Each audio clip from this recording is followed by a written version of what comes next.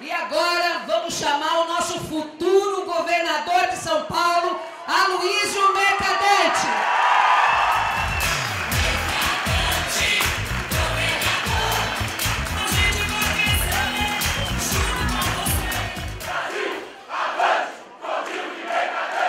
Se nós temos o melhor programa de governo e se nós temos o melhor candidato, nós vamos para o segundo turno. No segundo turno nós vamos confrontar projetos. Obrigada, Edinho. Ele precisa, o estudante, na sala de aula e fora da sala de aula, ele precisa de um professor, de um bom professor, ele precisa de um processo pedagógico adequado, ele precisa de instalações adequadas e ele precisa de instrumentos adequados.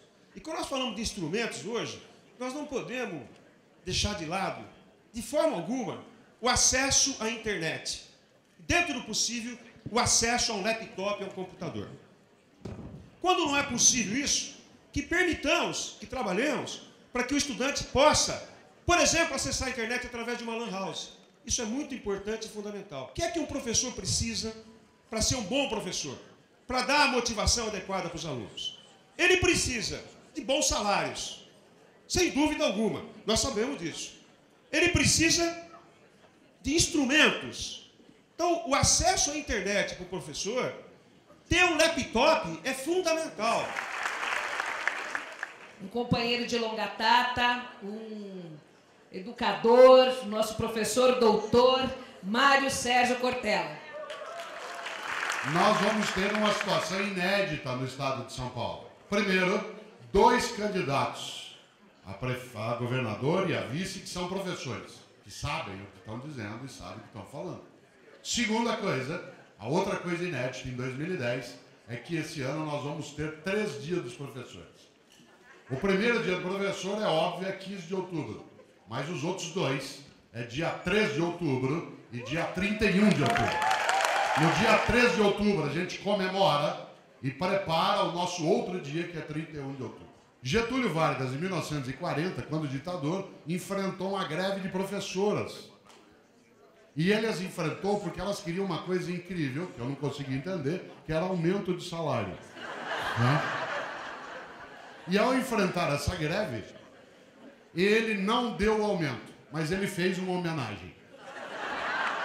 Ele criou o dia do professor. Mas se você quiser aumento de verdade, você vai ter que comemorar também no dia 3 e no dia 31 de outubro. Isso significa que nós temos de lembrar dessa ideia. Afinal de contas, a educação pública no estado de São Paulo, a educação no estado que nós vivemos é uma educação que merece, de fato, uma elevação da qualidade. Eu, vez ou outra, fico imaginando o quanto que esse estado acabou sendo, por várias vezes, protagonista de algo que eu chamo de pedagocídio. Isto é, do assassinato das condições da educação pública. Por isso, no dia do professor, isto é, 3 de outubro e 31 de outubro, é preciso recusar o pedagocídio. E a recusa a esse pedagocídio vem em relação àqueles e aquelas que, por políticas públicas anteriores, acabaram construindo um outro dia do professor, que é o dia 2 de novembro. No dia de finados. É preciso sepultar os sepultadores. É preciso uma coisa que eu não tenho dúvida que Mercadante e Coca têm, que é coragem. Schwartz disse uma frase que eu tenho certeza que quem tem coragem entende direito. Ele disse: a tragédia não é quando um homem morre. A tragédia é aquilo que morre dentro de um homem enquanto ele ainda está vivo. E o que não morrerá em nós, o sonho e o inédito viável. A ideia de que nós podemos sim, e esse Estado merece outra educação. Esse Estado aproveitará o que já foi feito de adequado por essa rede pública estadual, vai levar adiante e vai crescer. E nesta hora, claro, qual é a nossa grande possibilidade, com a nossa coragem, fazer nossos 2 dias do professor no ano de 2010.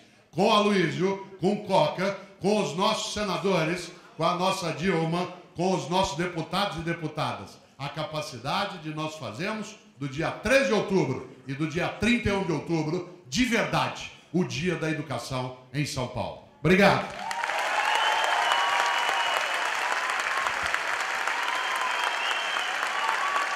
Nosso ministro da Educação, Fernando Haddad. Tem muito recurso em São Paulo, tem dinheiro em São Paulo, tem pujança em São Paulo. O que precisa ter prioridade na educação e articulação política, como política de Estado, não como política de governo, a ação da União, do Estado e dos municípios em proveito da formação e valorização dos professores, da ampliação do atendimento em educação infantil e da combinação virtuosa do ensino médio com a educação profissional concomitante. Não vamos esperar o menino terminar o ensino médio como se fosse um pedágio que ele tem que pagar para ter acesso à educação profissional. O nosso ensino médio está muito assim. Ele é visto pelo jovem, sobretudo pelo jovem pobre, como um pedágio que ele tem que pagar para ter acesso à universidade e à educação profissional. Isso não precisa ser assim. Não deve ser assim. Mas eu tenho certeza que Dilma e Mercadante vão corresponder às nossas expectativas. Obrigado.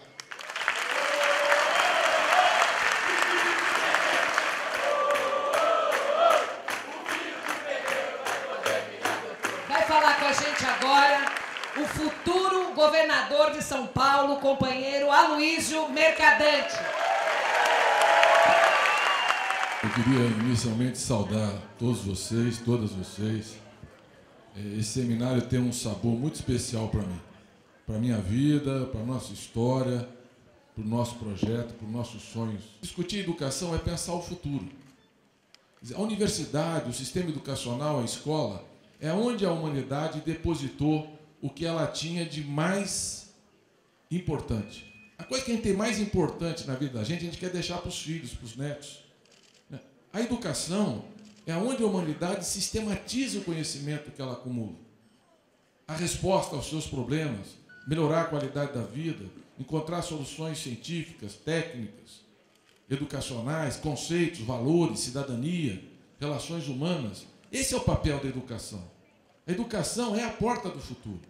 Nós já estamos fazendo um apartheid social na pré-escola no Brasil. Então, eu fico muito feliz que o governo federal e você, Fernando, tenha lançado um grande programa de pré-escola no país, de creche e pré-escola. O nosso governo vai ser parceiro nisso, das prefeituras. Não adianta empurrar essa responsabilidade só para os prefeitos. Nós precisamos olhar a pré-escola para construir um caminho da educação no Brasil. Reconhecer que não haverá educação de qualidade que não passe pelos professores.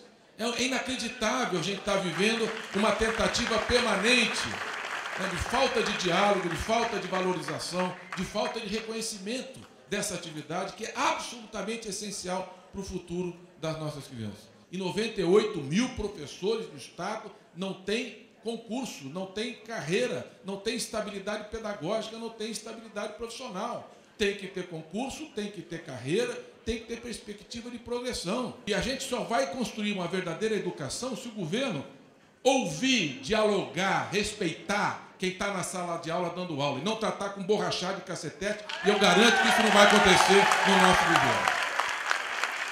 Se as escolas melhorarem de qualidade, se os nossos alunos progredirem no processo de aprendizado, nós devemos continuar e ser aprovados. Se não, nós temos que ser reprovados. E quem não foi capaz de fazer isso, não devia nem se prestar a ser candidato para disputar a eleição. Nós precisamos integrar a educação com cultura e esportes. Vamos fazer uma Olimpíada estudantil. Selecionar os alunos que têm talento e potencial para esportes e os outros que querem fazer, porque nós vamos poder disputar na Olimpíada 2016 todas as modalidades. Então os alunos têm que se preparar para isso. Vamos fazer a Olimpíada e vamos selecionar os talentos. 2. Se nós formos governador, a Olimpíada vai ser no Rio, mas quem vai ganhar a medalha é São Paulo. Nós vamos preparar isso aqui para essa molecada se animar e se motivar. Nós temos que resgatar também na escola pública essa vocação para a cultura, para o esporte. Então nós temos que abrir as várias possibilidades e fazer a nossa, do pedagocídio ao pedagossonho. Eu acho que essa é a pedagogia do sonho, que eu acho que nós temos que acreditar nisso. Não no delírio, né? Porque tem uma parte da esquerda que está sempre sonhando com o futuro para deixar a direita governar. Nós governamos, gostamos do Lula, queremos continuar, eleger a Dilma e ganhar a eleição. Valeu, gente, vamos à luta e vamos vencer.